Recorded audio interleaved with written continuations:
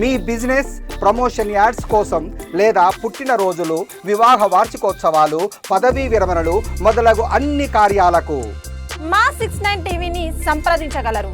అమరవీరుల దినోత్సవం సందర్భంగా మెదక్ జిల్లా ఎస్పీ కార్యాలయంలో నిర్వహించిన పోలీస్ అమరవీరుల దినం కార్యక్రమంలో జిల్లా కలెక్టర్ రాహుల్ రాజ్ ఐఏఎస్ ముఖ్య అతిథిగా పాల్గొన్నారు. ఈ సందర్భంగా అమరవీరుల స్మారక స్తూపానికి పుష్పగుచ్చం సమర్పించి నివాళులర్పించారు. ఈ సందర్భంగా జిల్లా కలెక్టర్ మాట్లాడుతూ ప్రతి ప్రభుత్వ ఉద్యోగి మారుమూల ప్రాంతాలకు ప్రభుత్వ పథకాలను చేరవేయడంలో పోలీసుల పాత్ర అత్యంత కీలకం. వారు ప్రజలతో నేరుగా మమేకమై ప్రభుత్వానికి వంతెనగా పనిచేస్తున్నారు అని అన్నారు. మెదక్ జిల్లా 20 సంవత్సరాల క్రితం మావోయిస్టు ప్రభావిత ప్రాంతంగా ఉన్నప్పుడు 14 మంది ధైర్యవంతులైన పోలీసులు తమ ప్రాణాలను అర్పించి ప్రజలు భయభ్రాంతులు లేని జీవితం గడపడానికి మార్గం సుగమం చేశారని గుర్తు చేశారు. అదేవిధంగా భారతదేశంలో మావోయిస్టులను, రౌడీ మూకలను మరియు అసాంఘిక శక్తులను అణచివేయగల శక్తి ఒక్క పోలీసులకు మాత్రమే ఉందని తెలిపారు. In various incidents as follows. On 4/4/1991, Sri P. Damodar Reddy, SI Police, and Sri M. Mallesham, PC 1433, Kodupalli PS, were visited Dharmasagar village of Kodupalli Mandal for reliable information of extremists.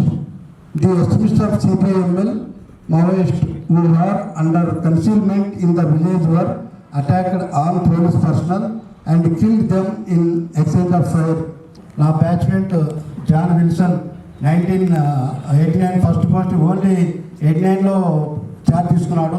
91లో మన హుస్నాబాద్ దగ్గర రామవరం దగ్గర మందుపాత్రలో చనిపోయాడు.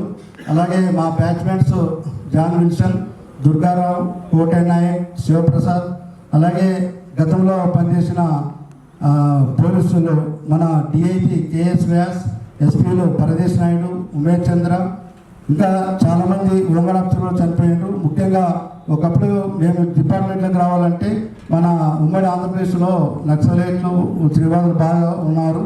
ఇప్పుడు ఆ ఉద్యమంతా తగ్గింది. ఒకప్పుడు దేశంలో 340 జిల్లాలలో ఉన్న సిపిఐ, మావోయిస్ట్, పీపుల్స్ వార్, నక్సలైట్లు ఇప్పుడు దాదాపు దేశంలో ఓన్లీ 3 జిల్లాల్లో ఉన్నారు. ఆపరేషన్ కగార్ 2024 స్థాపించిన తర్వాత కేంద్ర ప్రభుత్వం, రాష్ట్ర ప్రభుత్వం చర్యలు తీసుకుంది.